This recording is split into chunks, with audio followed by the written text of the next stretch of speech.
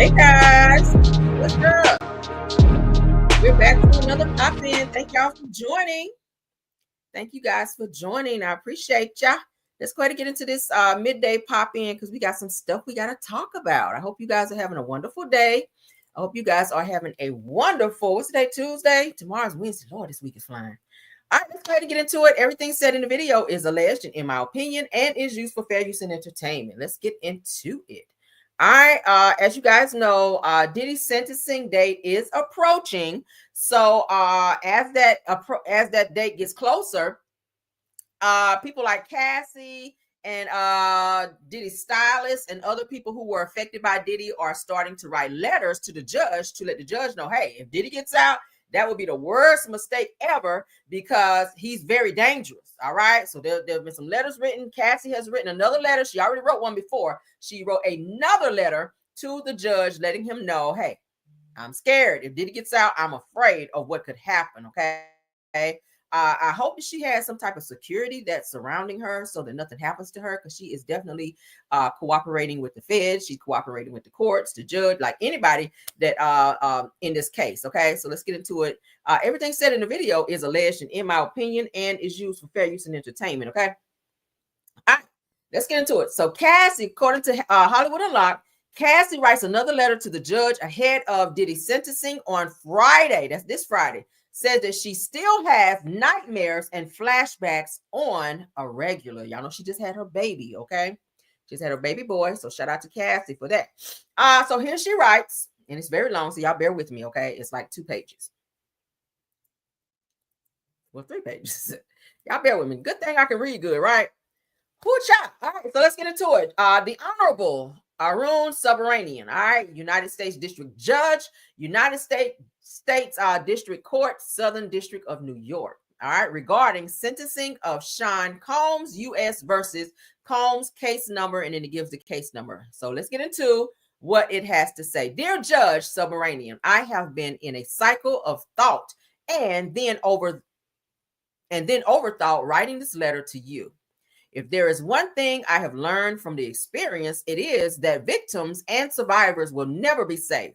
Now, although I can hope for justice and accountability, I have come to not trust anything. She says that I hope that your decision considers the truth at hand and the jury failed to see. I know that's right. She goes on to say, this is Cassie writing, okay? Says it for 4 days in May, while 9 months pregnant with my son, I testified in front of a packed courtroom about the most traumatic and horrifying chapter in my life. I testified that from age 19, Sean Combs used violence, threats, substances, and control over my career to trap me in over a decade of ABUs. He groomed me into performing repeated sex acts with hired male sex workers during multi-day freak-offs, which occurred nearly weekly. She says, I was forced into lingerie and heels, told exactly how to look, and plied with drugs, with alcohol, so that he could control me like a puppet. She goes on to say that these events were degrading and disgusting, leaving me with infections, illnesses, and days of physical and emotional exhaustion before he demanded it all over again. She said the sex acts became my full-time job, used as the only way to stay in his good graces. Wow, that's a lot. She goes on to say that I testified that I learned to read Sean Combs' signals, knowing that when he spoke of freak-offs, that he was demanding them, and that refusing meant punishment, losing my car, my phone, or worse. She goes on to say that he controlled every part of my livelihood and threatened to destroy my reputation by leaking sex tapes and threats that he repeated often.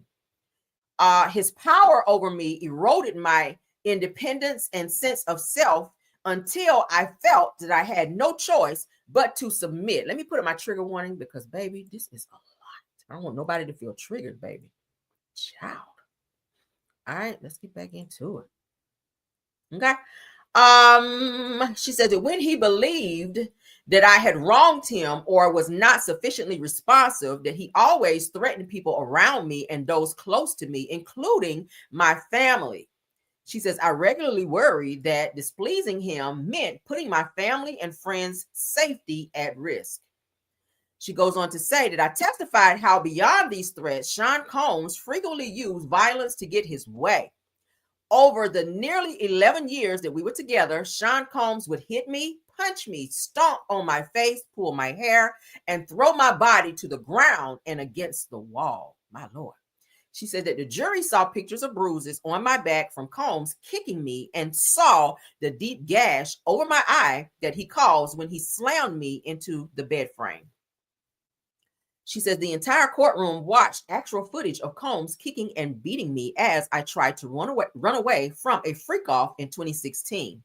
She says people watched this footage dozens of times, seeing my body thrown to the ground, my hands over my head, curled into a fetal position to shield me from the worst blows.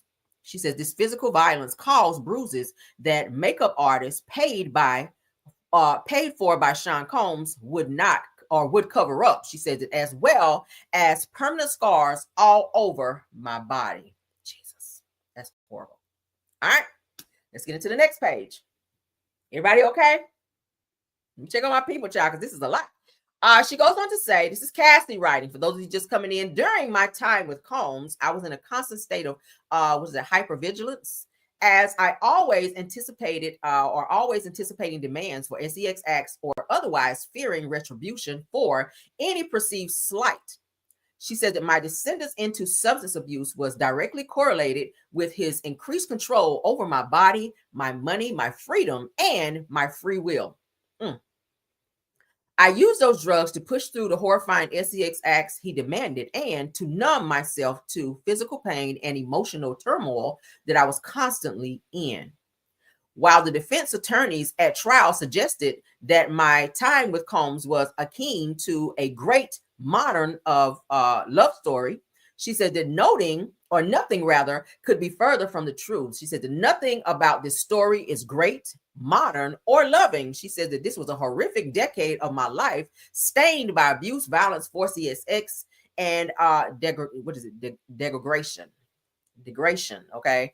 She says that I spent the last 7 years of my life slowly rebuilding myself, physically getting clean from the drug abuse that Sean Combs forced and encouraged, and mentally understanding how to live with a seemingly insurmountable level of trauma. She said the horrors I endured drove me to have thoughts of suicide. Once I almost followed through on, she says, if not for my family intervention and urging that I seek professional care. My Lord. She said that I have been to rehab and have taken part in dozens of types of therapy, modalities to confront compartmentalize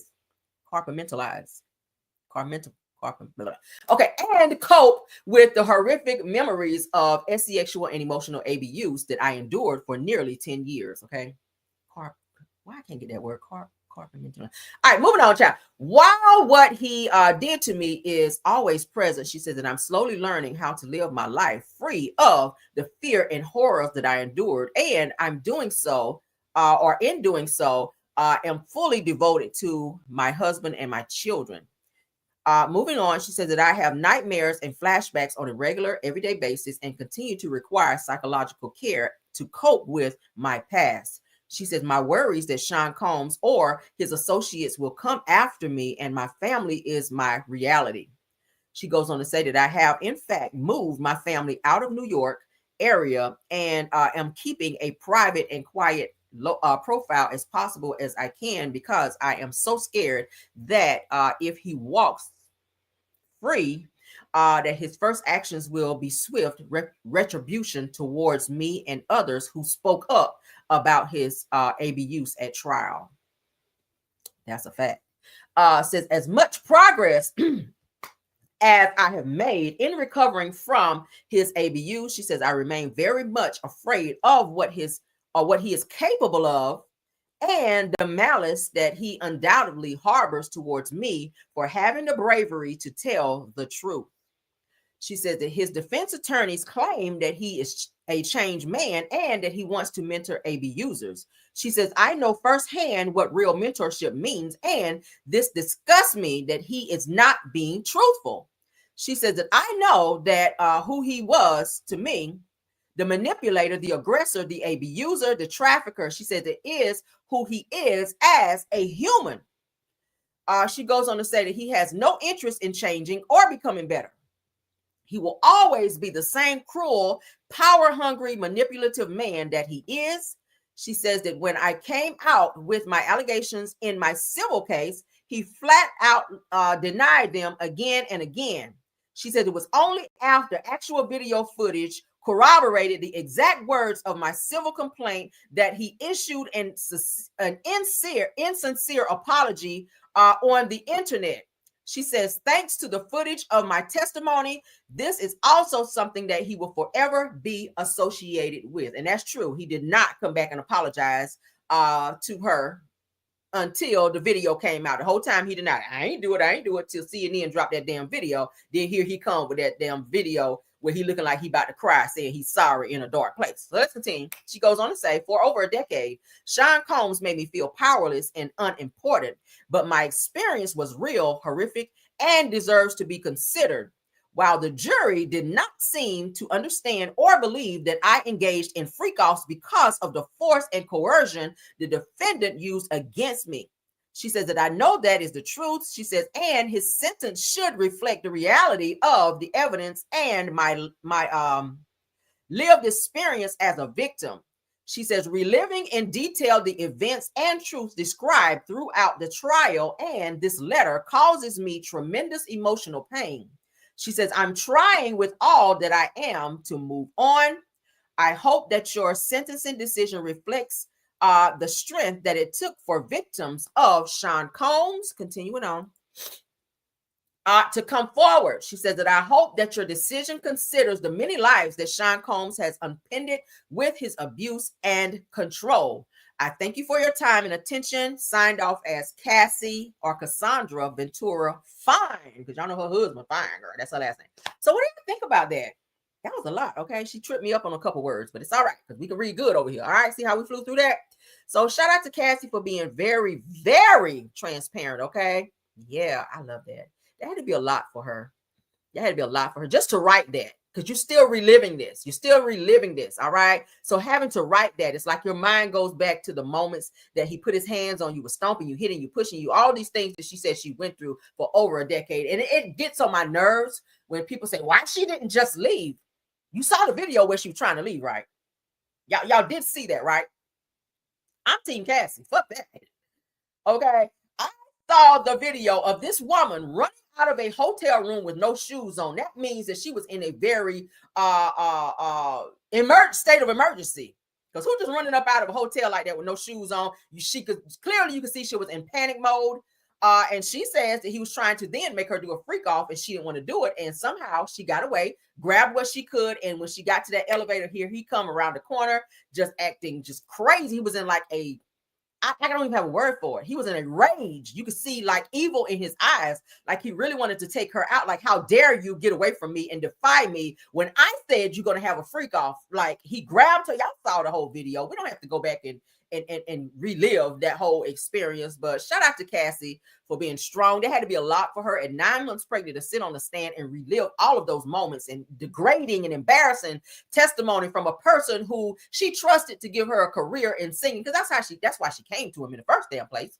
And he tricked her and he trafficked her. And he made her do all types of things. And he gave her drugs to keep her drugged up in order to keep pushing this narrative of what he wanted to do. And had he not got caught, had she not left and all of these things happened, he would still be doing that to this day. So I think that the judge should definitely take in account to all the things that she put into this letter, because you could definitely tell it was from the heart. You could definitely see in this letter that she is afraid that if he gets out, he could come back and come after her and have his people do it. We've seen what happens when people fight against him. Okay. We see when people fight against him, we see Kim Porter's not here anymore because she threatened to, we read the book, she threatened to expose him for all the things that she knew about. And coincidentally, she's not here because of pneumonia. We know her boyfriend's not here because of pneumonia. Biggie's not here anymore because he wanted to leave Bad Boy and go to another company because his money was being stolen, allegedly by Diddy. Okay, we know Tupac is not here, and people are pointing the finger at Diddy for that death as well. Okay. Erica Kane, or King rather, who wrote the book Bling, she's not here anymore because she spoke out on some things that she knew and or experienced with Diddy as well. We can keep going. The list goes on and on and on. It's a lot of people who were affected by Diddy. And this man definitely needs to get some time so he can sit. He needs to sit for a while because he's a fucking demon. Being back on the streets is only going to make him go back after people who did sit in court and testify things that they experienced and or saw or witnessed. Okay. So yeah, he's going to definitely go after these people. And I don't see him not going after Cassie. That's probably the first person he's going to go after. Okay. Yeah. So thank you, Cassie, honey, for that. Now, another person also came forward to write a letter to the judge. Let's go ahead and get into that. I know you guys are tired of these letters, honey. It's like a Leo, honey, 4-page letter, right? But we got to get it out there because this is tea. This is news. His sentencing is this Friday, and I'm hoping for a very long sentence. The prosecutors are looking at 11 years for Diddy. They're asking the judge to sentence him for 11 years for the crimes that he was found guilty of, all right? Do I feel like the jury got it wrong? I do. Do I feel like somebody could have been paid off? I do. I told you guys when they said that Diddy was turning around staring at the jurors, or at two of the jurors, I feel like it was probably some type of conversation that may have been had by some of his people, because y'all know Diddy's very manipulative, and he probably did, slip some money to one of the jurors, and he's kind of looking back at them like, all right, now when you go back there and vote, you know what we talked about. Okay, I don't put that money in your hand. You better. I'm just saying hypothetically, because shit like that does happen. So it's weird to me that he got off on trafficking when we saw that that's the shit he was doing, right? Weird. But let's get into this next letter.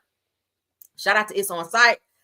Diddy's former stylist urges the judge to deny leniency, says that he's shown no accountability, and declares, judge, this is not a good man. He's not. He's not. We got another letter. Just go ahead and read it. Let's go ahead and read it right now, okay? All right. This is from former stylist Deontay Nash, who wrote a powerful letter to Judge Submaranian ahead of sentencing, which is on this Friday, urging the court not to grant early release or show any leniency towards Diddy. Now, in the letter, Nash accuses Diddy Combs of avoiding accountability, reshaping the narrative to suit himself, and causing continued harm to his victims. All right. He says true change cannot exist without acknowledging the harm one has caused. Judge, this is not a good man. So let's go ahead and get into this letter. This one is not as long. Praise God. All right. Okay. Y'all ready? Let's get into it. True change could not exist without acknowledging the harm one has caused, claiming to have changed while continuing to defend the very behavior that led to incarceration is not accountability. It is avoidance. Mr. Combs repeatedly shifts between denying responsibility, seeking sympathy, and reshaping the narrative to suit his immediate needs. Real transformation is consistent, honest, and comfortable. It does not depend on who is watching or what outcome is desired. Said that until he confronts his actions as wrong and takes full accountability or responsibility, any claim of change is hollow. Says, I do not expect him to be in jail forever, but I am praying for a sentence that allows the victim to heal and encourages Mr. Combs to genuinely change. Now, for all of these reasons, I respectfully urge the court to deny his request for early release and to deny his 14-month suggestion. He has been fighting for the truth for the past few years, or the past year, I'm sorry. And this ongoing denial is causing additional harm to the mental well-being of the victims. Survivors deserve safety. The public deserves protection, and justice demands accountability. Come on here. All right. So it says, Judge, this is not a good man. Thank you so much for your time, Judge Arun Submaranian. Said that your consideration means a great deal to me and to the victims. Respectfully, Deontay Nash. He signs off on that. Okay. What do y'all think about that? That was a good letter too. All right. I think these letters are definitely going to touch the judge's heart. I really hope that he makes a great decision on Friday, and don't give Diddy just, a little slap on the hand at 14 months. Yeah, he definitely need to get sit for at least 11 to 12 years. I really feel like he does. All right. That's my prayer, honey. I'm gonna pray real hard. I might have to pray like a Southern Baptist preacher tonight, child. All the rest of this week, child, put one of them in there so that the Lord can go ahead and do what he's going to do. All right, let's continue on, child. Child, sometimes you got to sing on that thing so the Lord can be like, all right, I hear you. Y'all know, child, if y'all grew up Church of God in Christ, honey, yes, God, Y'all know how to, y'all put a little tune behind that prayer, honey. So the Lord will be like, I got you, honey. We got you. Say no more. All right, let's continue on. All right, because we got more. Said keep him locked up. I know that's right. All right, NBA star PJ Washington has reportedly been ordered to pay Brittany Renner $5,500 a month in child support. Now, a few months back, was it a month ago now? I think a month ago. We saw a video where PJ went over to Brittany Renner's house to pick up their son. It looks like for some type of visitation. They were doing an exchange. PJ was there with his wife in the front seat of their SUV. Brittany and her mother came outside as PJ was walking back to the car with their son to strap him in. Some words were exchanged, some threats were made as well. Everything was caught on video. She was cussing him out. And there was also a physical altercation that happened between PJ's wife and Brittany Renner, because the wife, kind of put herself in the middle of and was saying some things to Brittany, which they started threatening each other. Brittany ran around and they got into a physical altercation. So Brittany was saying he don't do anything for the child. He only pays, a certain amount of money, just a little bit. He don't really do what he needs to. Well, I was like, well, why is he here to pick the child up if he don't do shit? But anyway, they had to go back to court or whatever. And it says that PJ Washington was ordered to pay $5,500 per month in child support to Brittany Renner as part of a consent order issued in November of 2024 in North Carolina. They said that this order also included a $130,000 lump sum for past child support and attorney's fees. That's what PJ had to pay Brittany Renner. It goes on to say that Brittany Renner recently filed a notice to ensure these payments can be collected in her current location in Los Angeles. Okay, so it looks like she will get the money. He's good for it. He is a basketball player. And he got a little bag. So she has a child by him at which he should pay child support. My problem with some of these girls is they get a little greedy and they start asking for more money and the shit gets chopped down to less. So girls, sit on that $5,500 for a little bit, okay? And as his money rises, then you go back and resubmit to the courts, all right? Because child support is based on what said person makes, okay? That's just how it works. So if you get another contract where he's making more than what he has right now or what he's getting right now, then you can go back and resubmit to the courts to see if they will offer you more than the $5,500 per month and do what you need to do. I mean, shit, it is what it is, all right? Moving right along, child. You're gonna have to learn how to get along and co-parent amicably without all this fighting and screaming and hollering and cussing and calling each other bitch ass niggas and stuff. You should not be doing that in front of the kids anyway, because children do feel when things are, out of whack, especially when you calling daddy a bitch ass nigga. That's never good. Like, that's never good. Okay, children should not hear that. I totally disagree with that. But let's move along into some Belle Collective news. All right, we got a new Belle Collective clip. That show is coming on this Sunday. There is a new clip where the girl, I told you guys this morning in Car Chronicles that Glenn, which is Letitia Pearson's husband on Belle Collective, Glenn is messing around on Letitia again. And the girl that he's messing with is on the show this season. I think she's some type of stylist or something. But in this clip, she is admitting that Glenn hit her up in the DMs and they were having conversations back and forth. And she has been entertaining him. So let's go ahead and get into this, child. Shout out to OWN TV because that's where we saw it. All right, let's go. Glenn's in my DMs. Wait a minute, Glenn been in the DMs. What? Oh, no, listen to this. Wait a minute, you going too fast. First thing you did. I entertain him a little bit because, he black, he ugly, he my type a little bit. Oh my God. This is in Glendale. Not this again. We're in a good space and it's like no infidelity, no anything outside of the marriage. Right now, so far, so good. And Letitia, she's such an amazing woman. She does not deserve this at all. Glenn's in my DMs. This is some bullshit. Because, why do side chicks be so comfortable, especially get on national television, to just blurt it out that they messing with somebody else's husband and you all up in the DMs entertaining this nigga? Like, she flat out called him ugly, which I gotta agree with you on that. But my thing is he's married. Like stand down. Like, that's ratchet. That's a whole nother level of ratchet. Of all the men you could talk to on the DMs, Glenn? Why? Because he on TV. You want some clout, some shine? Like, why? Why Glenn of all people? Like, what does this nigga spit game must be? His spit game just must be immaculate. To where just like he just start talking and girls' panties just hit the floor. Like, what the hell? And then I want Letitia Pearson, I want her to wake up and be like, you know what? I'm over this shit. Because like, how many times do you take a trash ass individual back that continue to disrespect you and embarrass the fuck out of you on TV, off TV, and anywhere else that you go? Like, girl, I already said it this morning. I would have been gone when you had to get a paternity test. All right. When there had to be a paternity test where some girl came out saying that Glenn got her pregnant. Thank God they found out that the baby was not his. But the fact that there was a question that it was, which says your husband been out here raw dogging bitches on the DM or in the DMs. Like, girl. Like, we so free out here, women. Why, girl? Let's play it one more time. Because, child. Wait a minute, Glenn been in the DMs. What? Oh, Child. Wait a minute, you going too fast. Pressure you been getting. I entertain him a little bit because, you know, he black, he ugly, he my type a little bit. Oh my God. This is in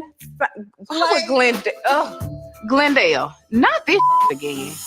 We're in a good space. Now, let me tell you why Latrice Rogers and them is up for this shit, because she ain't really talking to Letitia this season. They not really getting along like that, okay? So to hear some good little tee-hee on Letitia like this with Glenn ass back out there in the streets again, doing what he always do, okay? Thought shopping and hoeing.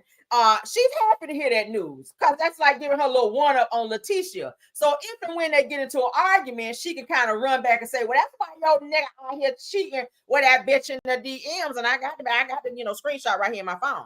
Y'all know that's how girls be. That's why your husband cheating, and I got it right here. He been in the DMs, and I know who the girl is, and that's gonna be a one up for her. Because y'all know trash ass people be doing stupid shit like that. I just can't. I really want Letitia to wake up. And this right here ain't giving me what it needs to give me either. Okay. I know you're trying to be sexy for Glenn, but girl. All right. No. Okay. I don't know what secret Vittoria was trying to give you right here, girl, but y'all can keep it. But yeah. Girl, drop Glenn. Please drop Glenn. Please drop Glenn and move on with your life. Y'all co-parent, because at this point, Glenn ain't gonna do right. Like, how many seasons do this nigga got to show you that he is just for the streets? Like, Glenn was telling you what, a season or two back, that he was at work whole time. The nigga was home digging out a girl that he met on the damn DM. Like, girl. Okay. Because y'all know he was working like on some type of fishing boat or something. And he was telling Letitia, well, I got to stay over another week or so and work. Whole time the nigga was in town, but laid up with some girl. And then it came out that some girl said she was pregnant by Glenn. And they sitting there had to get a whole paternity test because the nigga was out here cheating without protection. Girl. I'm moving on, honey. Let's get on to this next topic because I don't got time for this. I don't even care no more, child. Let that ugly gorilla looking nigga stay with you. I'm over it, child. I'm done trying to tell you what to do out here. Okay, let's move on. So shout out to the Shade Room because Chris Gotti, okay, which is Irv Gotti's brother, expresses his disappointment at the Breakfast Club interview in Ashanti for not physically visiting him after Irv Gotti passed away. Now, I said this when I saw this. I said, okay. First of all, you look too much like damn Irv Gotti. And maybe, just maybe, she wants to kind of get away from that. She's newly married now. She's a mom now. She don't want to go back to thinking about all the shit she dealt with Irv. She don't want to talk to you because she know that's what you're going to want to talk about, okay? Like, so respectfully, if she don't want to deal with you, then respect that. She don't have to come and see you. She don't have to call you. She don't have to deal with you. Like, who the fuck are you? Chris Gotti. He stays with this whole, I helped get her on. Okay, how many times does a person have to say thank you for helping me get on? Like, you feel like this girl forever owe you because you were the first person who helped her get signed on to Murder Inc. Like, what the hell? He is just as anal like his brother Irv Gotti. Like, he probably, if not more. Like, I'm so sick of these two. Like, damn, Irv left, and it's like it's reincarnated through his damn brother Chris Gotti. Ashanti don't need to fucking call you. I'm sorry you feel disappointed, but that's a part of life. When you feel disappointed, life is full of disappointments, and that's probably one of them. She didn't go to the funeral either for Irv Gotti. Maybe she didn't want to deal with that shit. Like, I've been talking shit about this girl like all the way up until his death. He's been doing interviews about her. He still was talking about how she gave him a Rolex and they were messing around with each other. Whole time Irv ass was married while he was messing with Ashanti and expecting her to be with him and only him. So when she met Nelly, he felt a type of way. Talking about, how you let this nigga? Well, you married. So she can be who she want to be with. And because she chose to stop fooling with you, it's like you were trying to hold her music up to keep her from touring and making money and all the things that you were doing, Irv, because you felt bitter that Ashanti moved on and found happiness elsewhere with Nelly.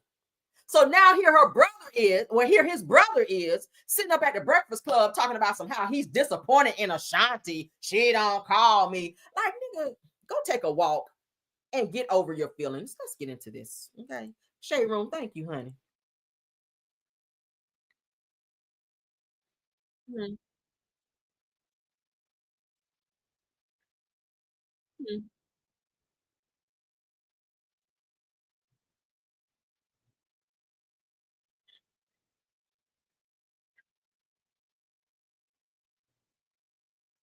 Oh shit. I'm so mad. Damn. I'm so mad I forgot to share, y'all. I'm so mad. I'm sorry. Let me share this shit, child. Oh, he done pissed me off. Y'all see I'm in here hollering. Y'all know when I get to hollering, honey. I'm sorry. So it never happened. All right. Shout out to the Shade Room. And boom, let's go. And Ashanti been able to talk since everything? Because I saw that God, you were upset with her when she sat down with Angie Martinez and she said that. Yeah, I was upset because we haven't spoke in person after Irv's passing. And I promise you, I'm the reason she was murdering. Irv made the records, but Irv would have never got to that point if I don't do what I did. For her not to call me after Irv's passing, she texts me, that don't feel right. Her mother, Tina, that don't feel right. You understand? Like, I did everything for them. Never did I get one thing in return. Don't count tickets because I could get that myself. I did want to ask you about the funeral because Hov came to the funeral. Yes. Didn't I thought Ashanti came to the funeral? She too? did not. She sent some flowers. Okay. What about Joe? Joe was there late. Got you. He left his fathers and got to us late. I seen him after at the end when it was almost over. I was going to ask you, he mentioned the flowers, and I know Ashanti had posted a statement online. I know you said that you want to talk in person, but like, did that provide any sort of comfort for you guys in that moment, just having things show up there from her? I mean, I got sick over Irv, man. I got sick physically after he literally in the hospital, like, and what is it? It's stress. What's the stress? It's my brother. He's here right now, like, but I got through it. So when you say that with the flowers, it's a good gesture. I won't go further than that. And I don't want to be disrespectful to her because she probably thinks it's good, but she should know better that she had to talk to me physically. Actually, she should come see me physically. I love Ashanti. You know what I'm saying? That's like little sis, for real, for real. We took care of her. She confessed to me one day afterwards, and she thanked me for everything we did for her, because now she's out there by herself, and she's getting all type of indecent proposals. Let's leave it at that, right? How you know? Because that's what this industry is. Let's not make any sugarcoating about it. It's an attractive young lady. She wants to make music. What could you do with this? You want that beat? Okay, let's go over here. And she told me, thank you. She thanked me for always taking care of it. On Versus, you know, So the same shit Irv did to her. Offered her a contract and was fucking her. That's the same thing they do in the industry. And that's the same thing your brother did to her. So you should know it very well because you sat back and watched the shit happen. And some of the other girls who were signed to Murder Inc. that were just as good as Ashanti got pushed to the back because she was a pretty girl who could sing a little bit and could write. She had writing skills, but Irv had other intentions for her. He knew he was married, but he knew the whole time he was going to get at her. So to promise her this career of where she was going to be this huge star, she had to sacrifice her body and do things and be his side piece in order to be where she is now. So for you to say, oh, I didn't know they're getting at her. Yeah, you should know that because your own fucking brother did the same shit to her. So now that she's choosing herself, she's touring, she's doing well, she's married, she's not by herself. She has a husband, she has her team, her mother is her manager. She's doing fine. She don't fucking need you, and she don't need to call you and physically come and see you. She didn't come to the funeral, but she sent flowers. She still showed how she felt. Like, it's given that what she did was not good enough for you. So now you're gonna sit there and, oh yeah, Irv is here. Yeah, we can hear him coming through you. We can hear him speaking through you because that's the same anal shit he used to do when he was here. Now Irv had a choice. His doctors told him, because I cover this, his doctors told him with his diabetes and all this shit going on to change his eating habits and to change this, and this. He said he ain't changing shit. He gonna continue to do what the fuck he was doing, and he's not here anymore. You know why? Because he did not listen to his doctors. Now, I'm not saying good for you, nanny boo-boo, that you're not here anymore, because that's a sad situation. Nobody deserves to die for whatever reason.